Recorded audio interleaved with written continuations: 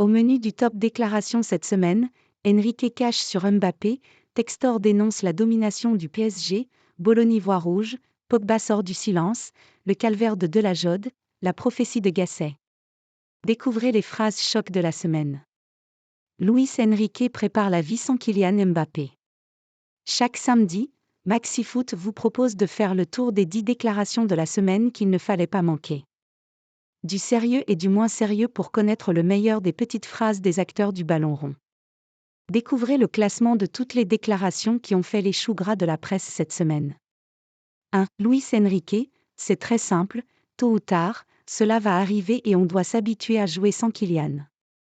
Quand je vais considérer cela opportun, il va jouer ou non, comme tous les entraîneurs le font avec leurs joueurs, conférence de presse, le 25 février 2024.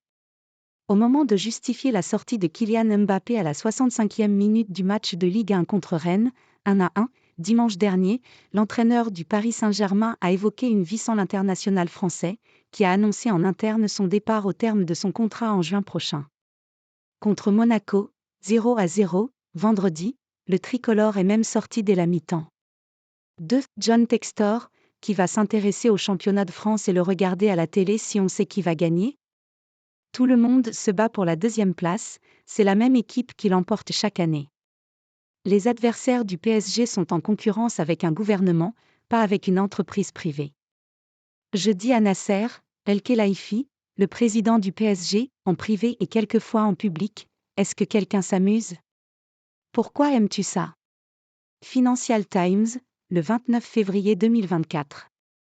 Le propriétaire de l'Olympique lyonnais a poussé un coup de gueule sur la domination du Paris Saint-Germain en Ligue 1. 3. Laszlo Bully, écoute-moi. Quand tu poses des questions si stupides, si provocatrices, quand est-ce que tu vas être viré? C'est ce que tu demandes pratiquement. Et tu rigoles. Tu mérites une gifle, média, le 23 février 2024. Furieux d'une question d'un journaliste de Canal+, l'entraîneur du FC Metz a vu rouge.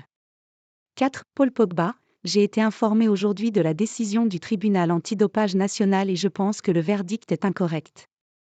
Je suis triste, choqué et navré que tout ce que j'ai construit au cours de ma carrière de joueur professionnel m'ait été retiré.